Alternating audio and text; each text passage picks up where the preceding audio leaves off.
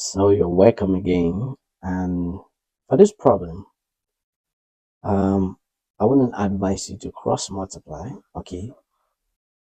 We don't know yet, but what if x equals -1 is a solution? If we have x equals -1 to be a solution, and we cross multiply, like we multiply both sides by that, it means we are multiplying both sides by 0. So that is not good. So the approach is to subtract 1 from both sides. So we have 2x -3 x plus 1, -1 is less or equal to 0. So what do we have? We have the LCM to the x plus 1. So if we do that, so x plus 1 divided by x plus 1 will be 1. So 1 times 2x -3 is 2x -3. Now this is divided by 1. X plus 1 divided by 1 is x plus 1. Multiply by -1. So that is negative x plus 1 less or equal to 0.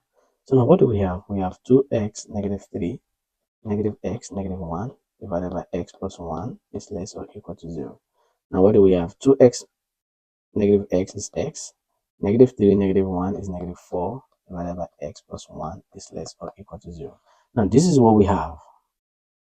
Now we have a rational expression, that is, we have p divided by q. So now this type, you have to find the zeros for the numerator and the denominator. Now what are the zeros?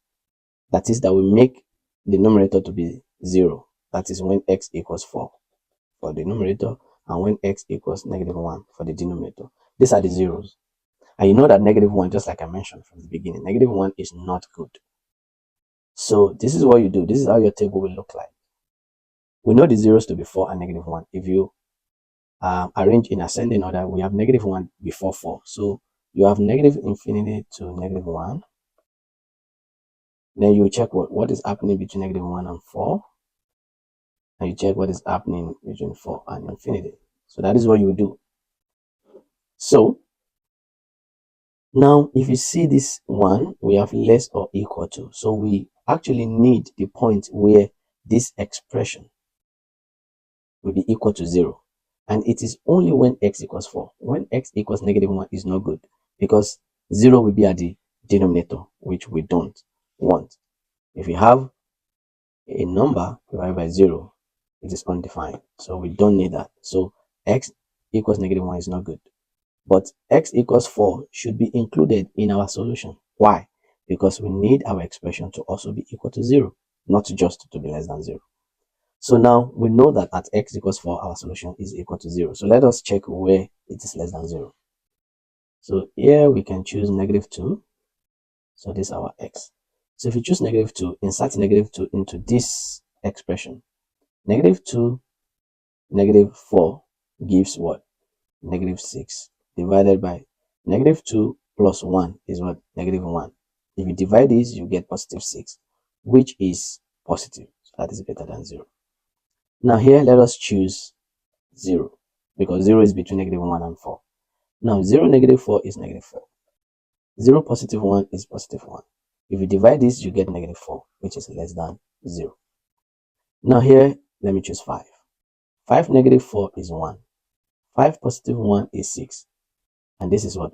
Positive 1 over 6, 1 over 6, which is greater than 0. But we need where it is less than 0, which is this, less than 0.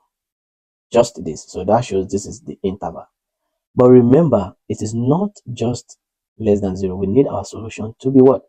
This expression needs to be less and equal to 0. So we know that it is less than 0 at this interval, and we know that it is equal to 0 when x equals 4. So we have -1 and 4, and when x is just 4. Now if you find the union, this interval means we are excluding -4 and -1. We are excluding -1 and we are excluding 4. Union means we are adding this value, which is 4. If you remove 4 and you add 4, so that shows 4 will come back. And you know that I said including a point, you use the square bracket. So now this is the correct interval notation you use. You use -1 and 4. We use 4 because our expression can be less than 0. So we use this. So to be sure of your solution, right? To be sure of your solution,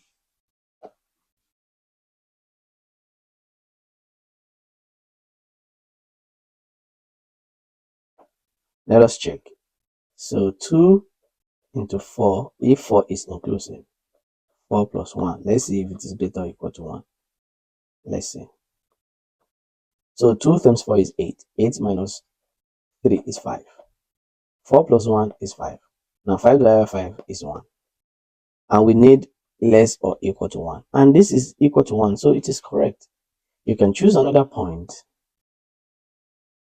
You can choose another point in this interval, -1 and 4. We can see that 4 works. If you choose another point, so let's say 2. If you choose 2, 2 into 2, -3 divided by 2 plus 1.